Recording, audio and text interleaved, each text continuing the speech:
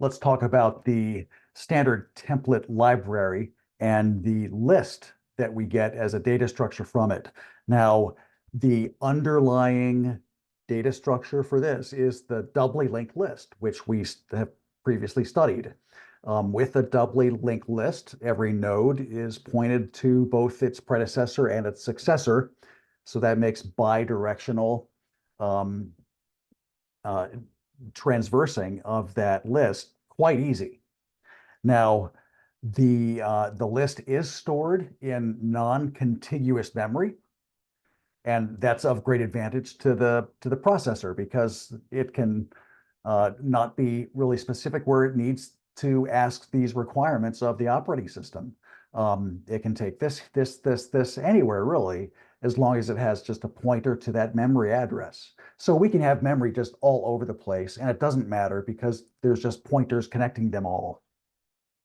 Um, the main disadvantage, though, of the STL list is that there's no random access.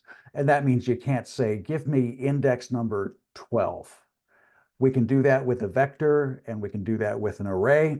And we'll see later in the semester, we can do it with a DEC, but we cannot do it with with this kind of a list since it doesn't support random access. It's a sequence container, so we've got to follow the sequence. But it is very cheap operationally and cost-wise to advance a pointer, in this case, an iterator, advance an iterator until we find the right thing.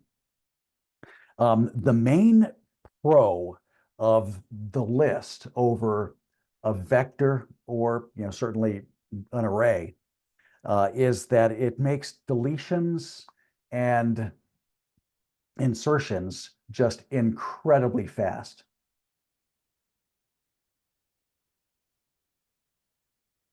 And then let me get this right. First, the insertion and deletion operations in a list are incredibly fast. Matter of fact, they're done in constant time. As soon as you have an iterator pointing at it, it takes exactly one operation to remove that from the list. And just like we studied before, all that happens is the pointers get rerouted to the neighbor and to the west and the neighbor to the east. It makes that so much faster over any other data structure, such as a vector, which, even though they're all connected, if we do remove an element, we actually have to go and recopy all of the successive elements. And that's on order of n time rather than constant time. So there is a big penalty for inserting and deleting for a vector that you just won't find here in the with the STL list.